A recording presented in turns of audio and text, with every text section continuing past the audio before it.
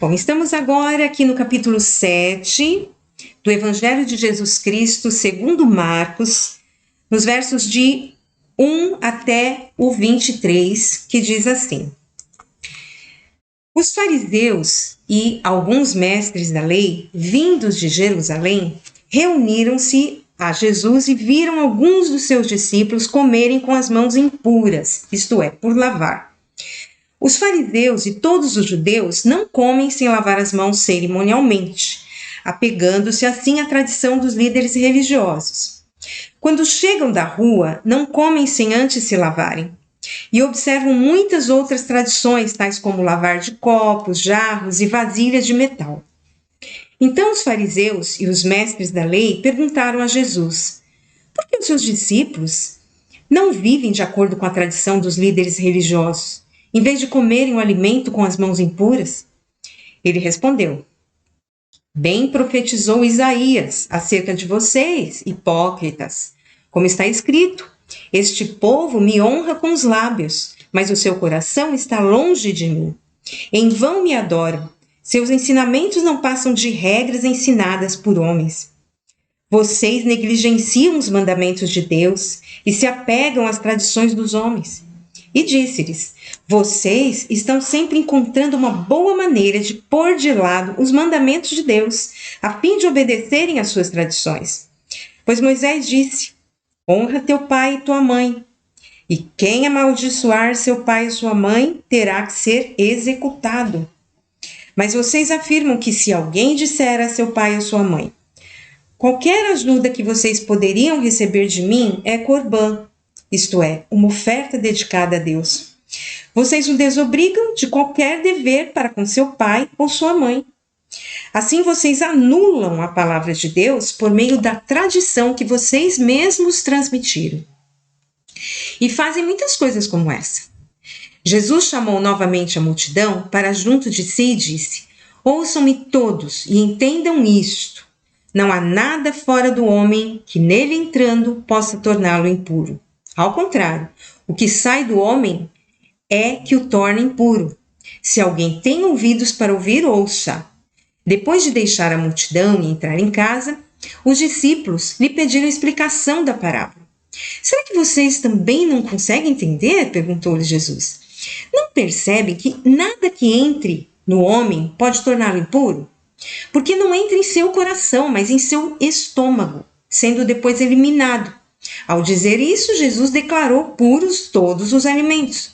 E continuou: O que sai do homem é que o torna impuro. Pois do interior do coração dos homens vêm os maus pensamentos, as imoralidades sexuais, os roubos, os homicídios, os adultérios, as cobiças, as maldades, o engano, a devassidão, a inveja, a calúnia, a arrogância e a insensatez. Todos esses males vêm de dentro e tornam o homem impuro. Certamente a fama de Jesus, devida aos seus feitos milagrosos, já havia se espalhado pela Judéia e chegou até a principal cidade, Jerusalém, sede do templo e onde se encontravam o sumo sacerdote e a maior parte dos líderes religiosos, fariseus e mestres da lei. As notícias que chegavam sobre um certo judeu de Nazaré, que atraía multidões, preocuparam essas autoridades e certamente enviaram uma comitiva para conhecerem de perto aquele estranho homem de Nazaré. Entretanto, uma coisa é certa: nós, seres humanos, pecadores, temos a forte tendência de querer julgar com base em nossas próprias referências, que podem ser baseadas em tradições, ou no que ouvimos falar, mas não constatamos, em opiniões formadas e não confirmadas, e por aí vai. No chamado Sermão da Montanha, narrado pelo evangelista Mateus, no capítulo 7, versos de 1 a 5, Jesus disse assim: Não julguem para que vocês não sejam julgados. Pois da mesma forma que julgarem, vocês serão julgados. E a medida que usarem, também será usada para medir vocês.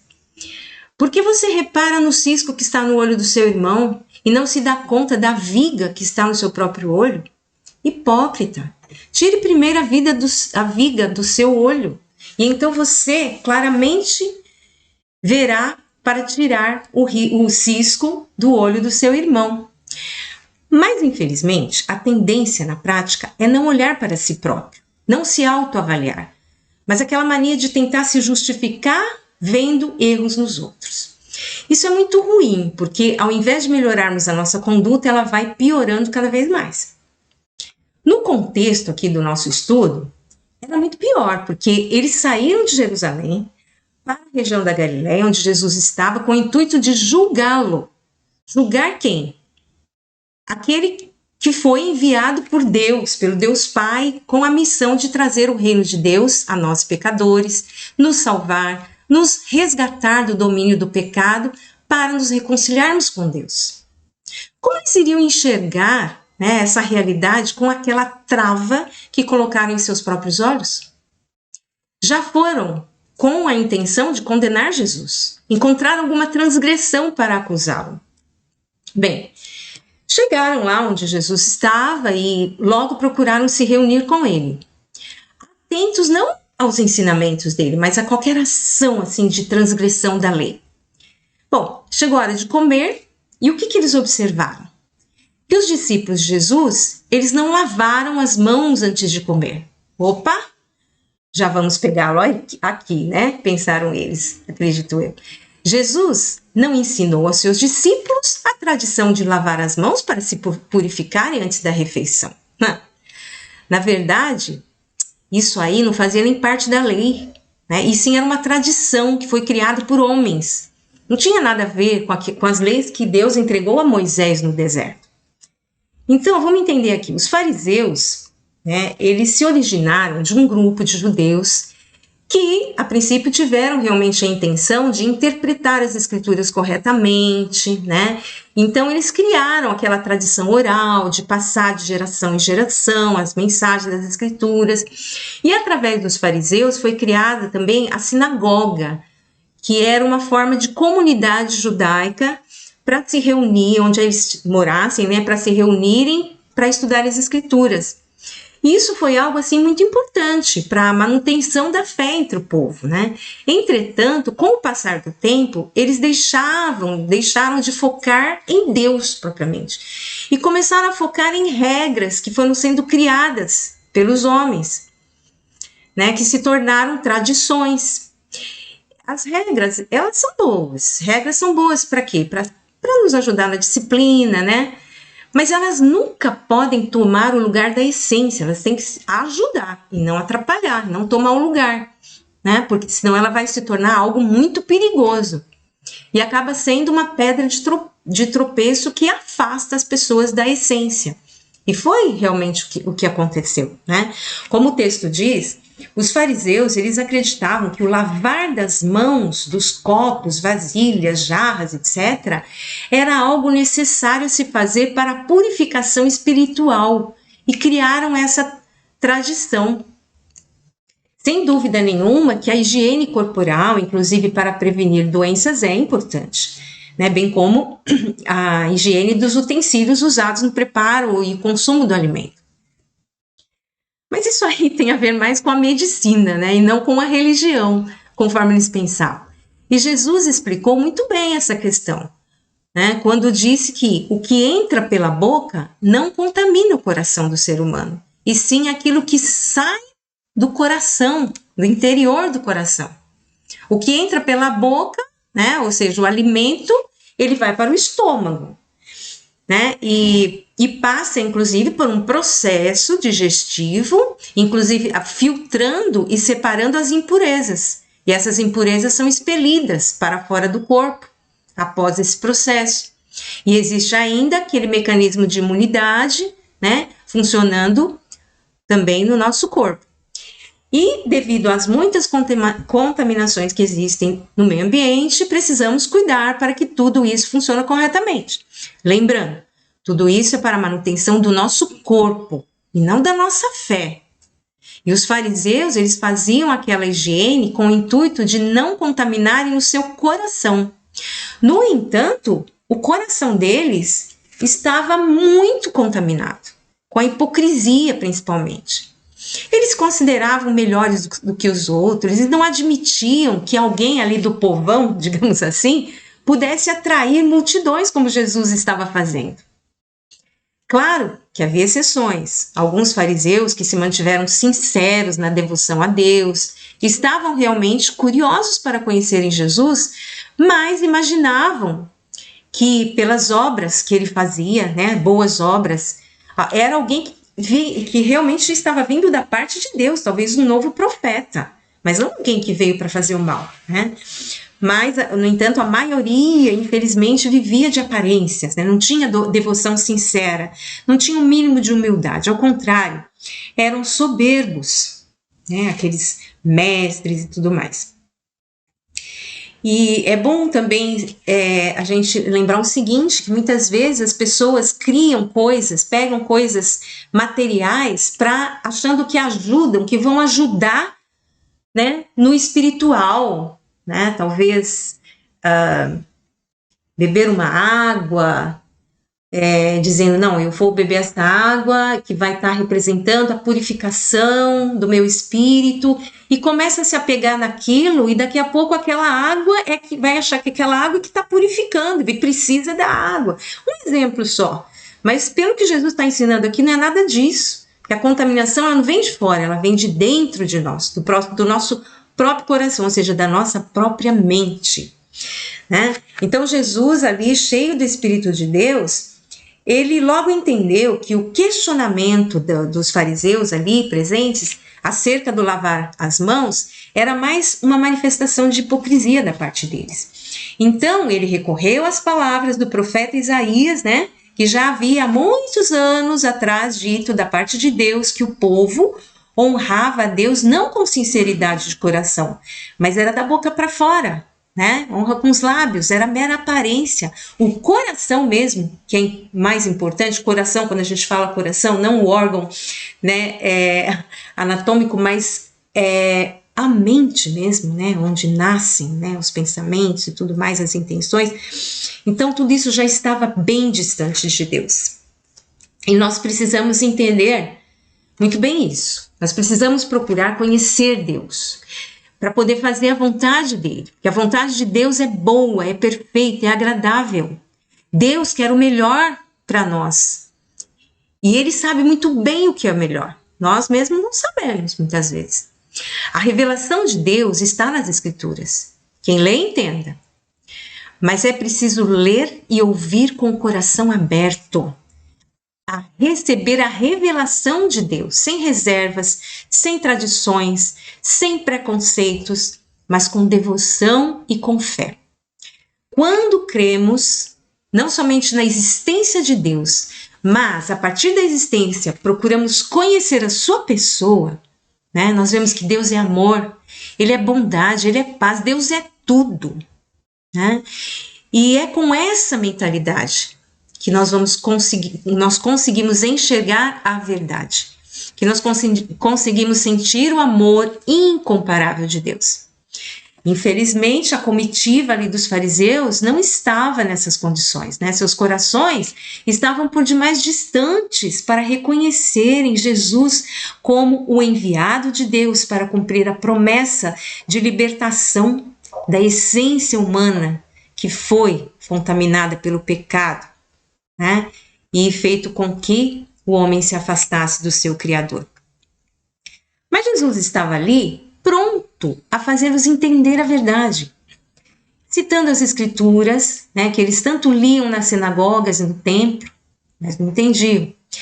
E aí Jesus afirma categoricamente que eles estavam negligenciando os mandamentos de Deus e se apegando mais o quê? Às tradições de homens.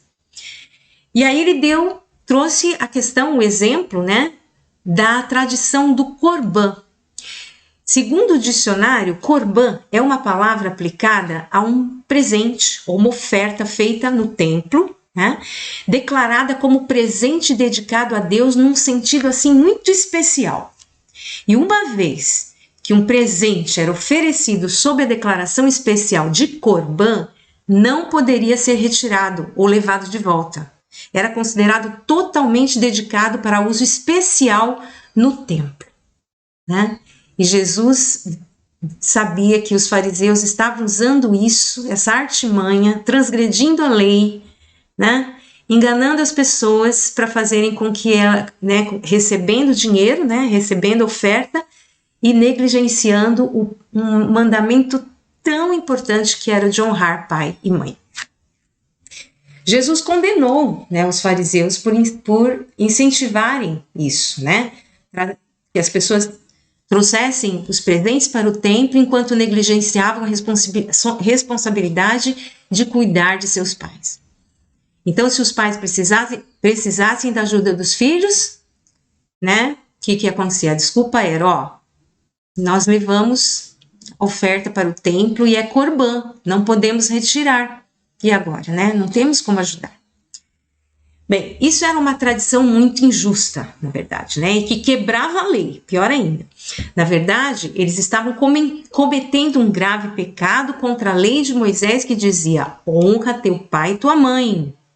Quem amaldiçoar seu pai ou sua mãe terá que ser executado. Honrar pai e mãe é uma questão de justiça. E na lei de Moisés era pena de morte. E eu creio sim que todos os mandamentos de Deus devem ser cumpridos por aqueles que desejam se reconciliar com ele. Mas a graça de Deus manifestada em Jesus faz com que, mesmo descumprindo uma lei, né, por causa do pecado que habita em nós, se houver sincero arrependimento de coração, né, a pessoa é perdoada e não é mais condenada à morte eterna. Na verdade, todos nós já estamos condenados, né? Porque o pecado é algo da natureza mesmo, carnal, dessa carne. Mas se houver esse arrependimento, né, aí vem o perdão. Se houver sincero arrependimento, porque por mais que Jesus tenha sofrido para que não fôssemos condenados, existe essa condição, a condição de crer verdadeiramente e se converter dos maus caminhos para se tornar nova criatura apta a viver eternamente na presença de Deus. É isso, nada mais do que isso. Bem, mas então, naquela ocasião, Jesus disse a parábola da contaminação do coração, né? E os discípulos não entenderam, e mais tarde, como sempre eles faziam, perguntaram, né, a Jesus para explicar. E Jesus explicou, né, como até já citei anteriormente, né, no início aqui dessa narração. E aí, Jesus continuando ali, ele fechou, né, aquela explicação com uma série de coisas ruins que podem sair do interior das pessoas, que estão nos seus corações, contaminados pelo vírus do pecado. E a lista não é pequena não, né? Quais são elas? Os maus pensamentos, as imoralidades sexuais, roubos, homicídios, adultérios, cobiças, maldades, engano, devassidão, inveja, calúnia, arrogância, insensatez. Isso é o que sai do interior de pessoas e as tornam completamente impuras. E elas estão contaminadas e contaminam outros também. E eu pergunto a você, ouvinte, alguma dessas coisas são estranhas para você? Não deve ser, né? Basta ligar a TV em um programa de notícias, navegar nas redes sociais pela internet e quem sabe você tem até presenciado tais coisas ou até realizado. Será que nenhum ou nenhuma de nós chegamos a cometer alguma dessas coisas ruins que Jesus citou? Acho difícil, porque o pecado que infelizmente está em nosso corpo mortal, residindo em nossa mente natural, tende a nos fazer cometer tais ações, assim que surge alguma oportunidade. Você e eu podemos não ter cometido um homicídio, mas talvez desejado o mal de alguém, mesmo que seja de um inimigo. É contra a lei, pois o mandamento é amar e não odiar. Fazer justiça ou fazer justiça com as próprias mãos também não é um mandamento. O que falar de cobiça, engano, a mentira, né, a impureza sexual? É importante o autoexame de consciência, mas é importante também ter na consciência que Deus, mais do que ninguém, sabe que somos pecadores. E foi exatamente por isso, por saber disso, que ele deu a missão a Jesus para nos libertar dessa mente pecaminosa. Isso só é possível mediante a ação do Espírito Santo em nós, renovando as nossas mentes, purificando os nossos pensamentos, se nós deixarmos. Para que isso aconteça, é necessário crer em Jesus como Filho de Deus, enviado com a missão de trazer o reino de Deus a nós, de levar sobre ele a nossa culpa e pagar pelos nossos pecados. Quem recebe isso pela fé, em seguida recebe o dom do Espírito de Deus, que passa a dominar a mente, purificando-a. Então, não é o lavar as mãos ou a higiene do corpo e de utensílios, né, ou tomar um copo de água que nos purifica dos pecados, mas é o dom do Espírito agindo em nós, que mediante o sacrifício de Jesus intencional, né, ele, enquanto ser humano, morreu ali no nosso lugar, e foi assim que Deus perdoou os nossos pecados na pessoa do seu Filho Jesus. Ele nos olha através de Jesus, nos vê através de Jesus. Né? Então Jesus cumpriu a lei, porque a lei tem que ser cumprida. O salário do pecado é a morte. É isso mesmo, é a lei. Por isso que Moisés dizia que quem amaldiçoar pai e mãe deve morrer. Se você já fez um dia ou faz, saiba que se você se arrepender, de verdade, você vai receber o perdão e o livramento da morte. Tá? Por quê? Porque Jesus já pagou o preço da morte. Né? Já foi pago na morte de Jesus. E foi uma morte, então, substitutiva. Ele não morreu pelos pecados dele. Ele não tinha pecado, na verdade. Mas ele aceitou tomar para si os pecados de toda a humanidade, entregou a sua vida por essa culpa que ele assumiu, né? Então, olha, querido ouvinte, não tem outro caminho, não existe e nem tem como existir. Lembre-se que somos corpo, alma e espírito. Nossa essência é espiritual. O corpo só existe para conter o espírito aqui na Terra. Mas quando esse corpo morre, né, ele vai para a Terra, né? O espírito não tem como subsistir aqui nessa Terra, então ele vai para uma outra dimensão, ele vai para Deus determinar onde vai ficar.